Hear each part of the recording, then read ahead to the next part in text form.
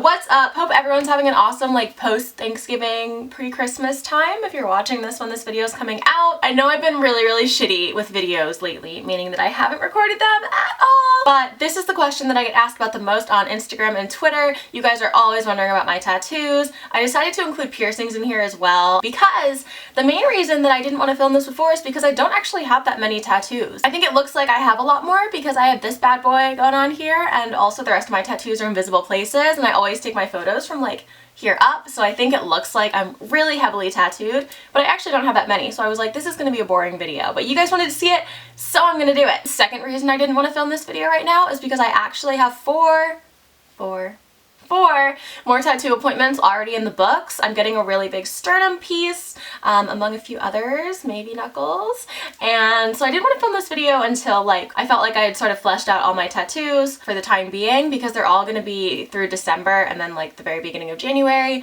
but I figured if I wanted to I could come back here and make an updated tag. So what I'm going to do in this video is talk about all my piercings, all my tattoos, and talk about the pain ratings and the stories behind them and stuff like that. So I'm going to start with my piercings because they're all on my face. Also, because I'm super technologically challenged, I don't want to try to figure out how to get the zoom correct on this camera again, so on anything that I can't zoom in on, pretty much everything I show you, I'm also going to have pictures so you guys can see it a little bit better. So first body mod I ever got done, like most people, was my ears. I got my earlobes pierced sometime in elementary school, and even when I was that young I remember thinking that it didn't hurt that bad. I would probably give it like a 3 out of 10 to be completely honest. The only thing that annoyed me was I remember even when I was little, we went to a movie afterwards, and this is all I remember. I got it done at Claire's with a gun, which you shouldn't do, but we went to a movie and I remember thinking it like really pinched afterwards, so that's the only reason it's not a 0, but I never had any problems with my earlobes. They were totally fine. I think that's like probably the safest body mod you can get. Don't quote me on that, I'm not sure, but like I feel like everybody gets them. The second piercing I got done was actually my nose. I got that when I was 17, and I got it the day of prom. I was so lucky that nothing happened to it. I went with my friend, and luckily it didn't like go crazy and go ham on prom night or prom day. That was such a stupid decision,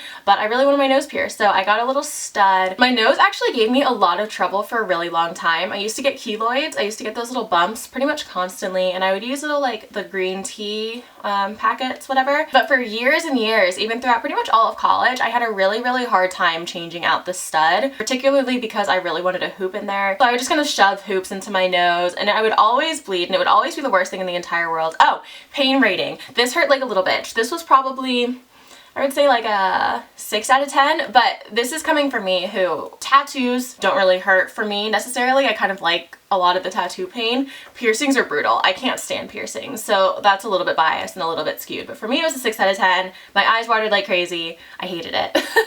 And I got it done at the tattoo shop where I got my first tattoo, which I'll talk about in a bit. Like last January 2017, my family and I all went to Disney, and the day before we went I decided that I wanted to change into this nose ring in gold, which I've since lost, and everyone wanted to know where I got it from. It's from Etsy.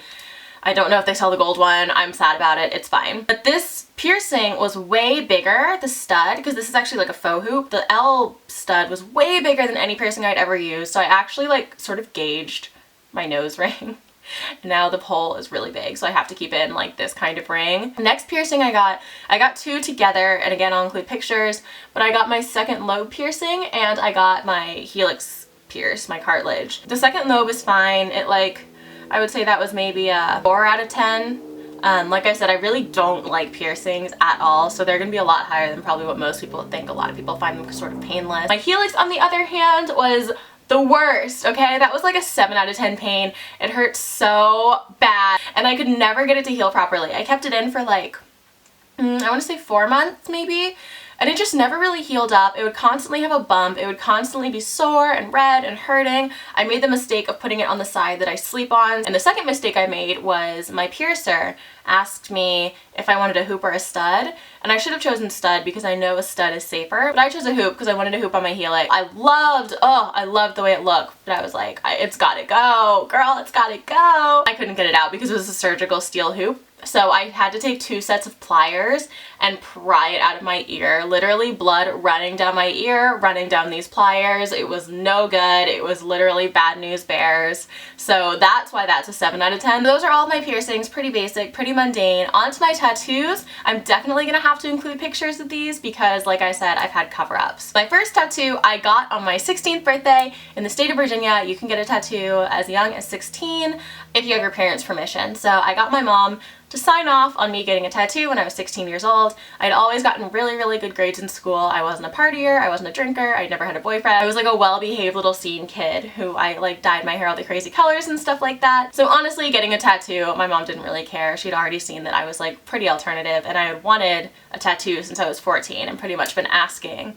constantly since I was 14 years old. So when I turned 16 and it was legal, my mom went ahead and took me. I got my tattoo in Virginia, about an hour away from my house at a place called the Body Gallery, and I'll include a picture of what my tattoo looked like. It was a visual pun of my 3 favorite books when I was 16, which were Perks of Being a Wallflower, Fault in Our Stars, and Harry Potter. There's obviously a quote in Perks that says, "I feel infinite," and I thought that was so wonderful. It made me feel so many things when I was 16 and I was reading this book and they were in high school and I was in high school, and it just like encapsulated my adolescence. So I decided to get that as the quote. But then I also, like 2 weeks before I got my tattoo, I read The Fault in Our Stars and I was like, this has changed my life. There's a quote in there that says, "Some infinities are bigger than other infinities." So I was like, girl, Eleanor, you know what would be mad funny is if you made one big infinity and one tiny infinity. My mom called and my camera died. I'm not a professional YouTuber. I don't know where we were. I added a second little infinity because I was like, oh, one is bigger than the other one. That's such a funny visual pun. Isn't that funny? Everyone will appreciate this.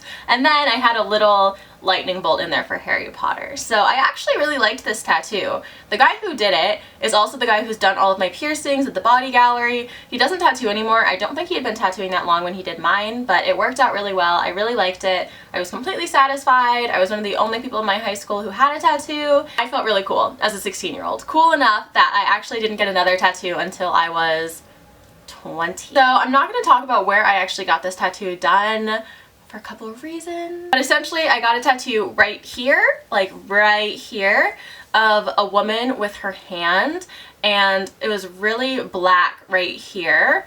I'm not going to show a picture of this because I'm embarrassed. I actually really liked it when I got it done. I was like, ooh, it's big, it's bold, it's on my chest, you can see it with any kind of shirt, until I sent it to my parents and I discovered that the hand was incorrect. It was the right hand, or the left hand where the right hand should have been, and because it was just like her face and her hands, it was exceptionally obvious. I didn't notice when they showed me the sketch.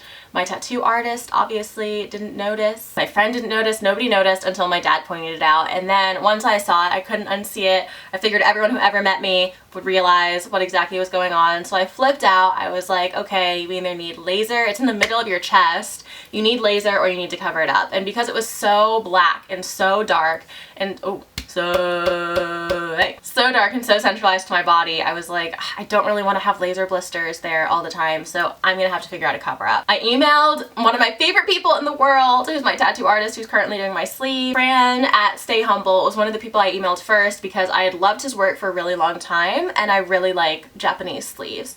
And he emailed me back so quickly and was like, I'm confident I can cover it. And I was like, oh, thank God. We did the consultation, we decided what I wanted, how to best cover it up, and then I had my appointment in July, I want to say July, and he just freehand sketched all of this directly on to my arm. I'm not sure how to show you guys this the best. Alright, so this is my sleeve, this is the top. You can see up here I have cherry blossoms, and then I have my little snake head, and it wraps around to the bottom. Where is its little tail? This is mostly to cover up this chest panel. I was really nervous about getting this because chest panels are considered so like masculine, but I really like it actually. But that's my sleeve. 4 sessions on it, and I have 2 to 3 left to go, and each time I've sat for 4 hours. So this has actually been a massive project and a very expensive project, but it's been so invaluable. I actually can't imagine my body without my sleeve now. Pain scale for this tattoo, 10,000 out of 10, 1 million out of 10, 10 billion out of 10. It was the most excruciatingly painful thing I've ever endured in my life.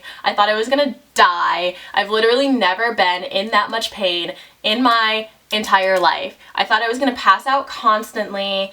When I got in the car, as soon as I got in the car, my mom picked me up because I, at the time, was living in my like family home in Virginia and it was in Baltimore, so it was 2 hours away. I started crying. I started sobbing in the car because I was like so...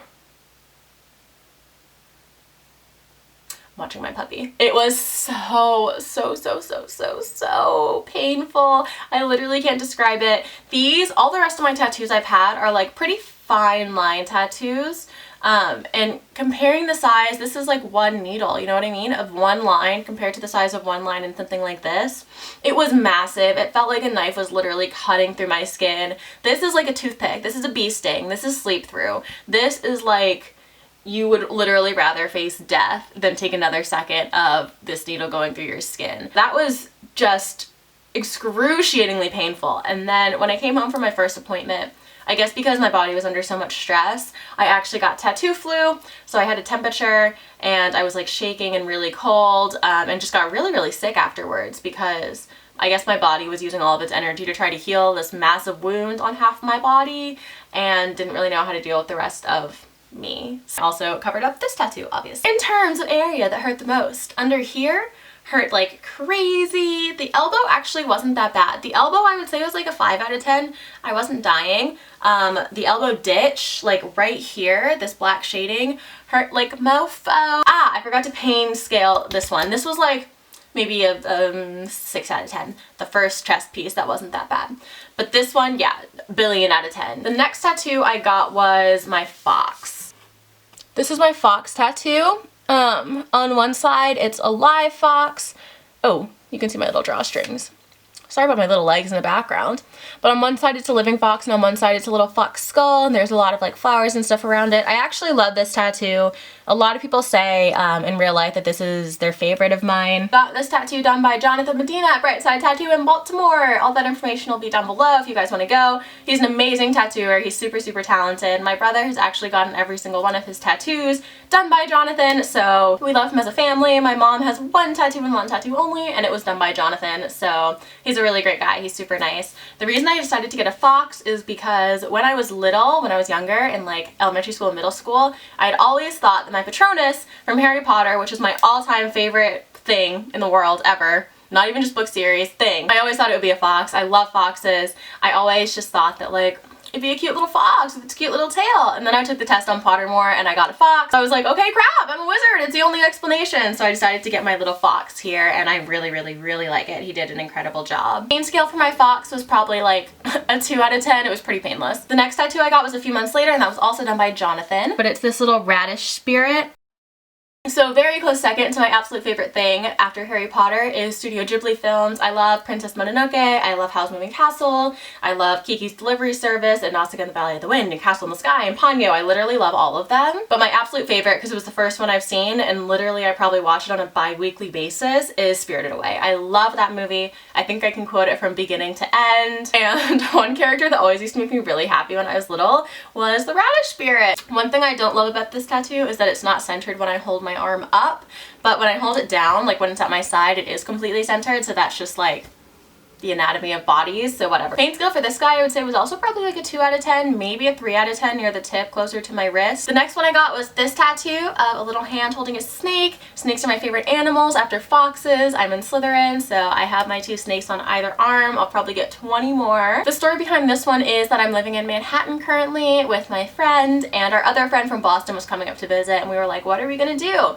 Of course we're gonna go get tattooed. So my friend went and got her first tattoo on her wrist. My other friend got like a 3rd lobe piercing, and I got this tattoo. I went into a shop on a street called St. Mark, and that's where there's just a bunch of sort of old-timey tattoo shops, and I found one randomly. And we walked in, and I had a bunch of pictures on my phone of something I would like I would like the vibe of. And they were all pretty simple, so I was like, this is a decent walk-in. Like, I'll just go in and see if they have something similar off their flash sheets, or if they can draw up something similar real quick, because as you can see, this is like very simple. But I showed the woman at the front desk all these pictures, and she said, which one do you want? And I said, oh no, I don't want any of these tattoos. And she was like, oh, okay. And I kept flipping, and she was like, that one's nice, can you email us that one? I was like, perfect, sure, I'll email it to you guys, and like if you want to redraw something like it, awesome. So I email it to her and she calls a guy over who I guess does like their flash stuff, is always in there for flash, and he spent about 20 minutes drawing, and I was like, oh awesome, like da da da da da, we're just sitting there waiting, it's pleasant. They gave us water, it was great. And after, like I said, 20 minutes, he calls me back into a back room and shows me the design and was like, how's this? And it was literally the exact design that I had emailed, just like redrawn, but not redrawn, like traced exactly. And I was like, oh, there must have been some miscommunication. Like, I didn't want this exact tattoo, I wanted something similar. Like, this is already on somebody's body, I don't want to take it. And he looked at me, and I looked at him, and he looked at me, and I looked at him, and he was like, oh. And I was like, oh, I'm sorry, like, I feel really bad that you just spent all this time. Like, I'm more than happy to go somewhere else. I really don't want to make you redraw something if, you know, it's not what you want to do. And he's like, no, I can redraw it.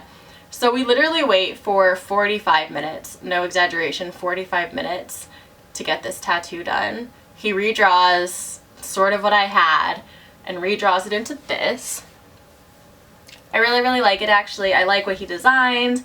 The tattoo was probably a 1 out of 10. It was completely painless. I almost fell asleep, but I think it was probably like his first tattoo. He didn't really know what he was doing. It took a really long time to do. If I hadn't already had other tattoos and it wasn't like on the inside of my arm already, I probably wouldn't have gone through with it, because he had to put the stencil on like 3 or 4 times, and he kept like moving my arm around when he was tattooing. It just clearly didn't really know what was going on.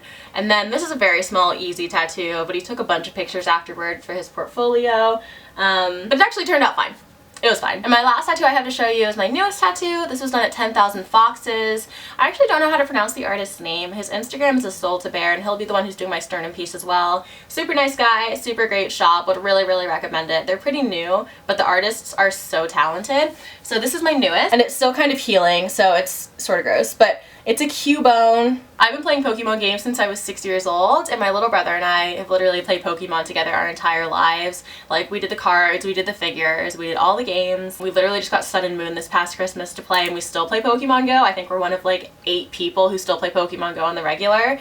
But Cubone was always my favorite Pokemon, because in Leaf Green, there's a part where you go to, I think it's Lavender Town, and there's a Pokemon tower, and inside the tower there's a ghost that you can't catch, and you find out it's the ghost of Marowak, who is Cubone's mother, who was killed, I think it's by poachers, and left Cubone there. And Cubone from that point forward is known as the lonely Pokemon, and I just love him. He's so cute. I use him in every game that I can. I never let him evolve. I'm obsessed with Cubone, so I decided to get him tattooed on me to remind me of all the memories I've had with my little brother, and like how profoundly that story impacted me as a child.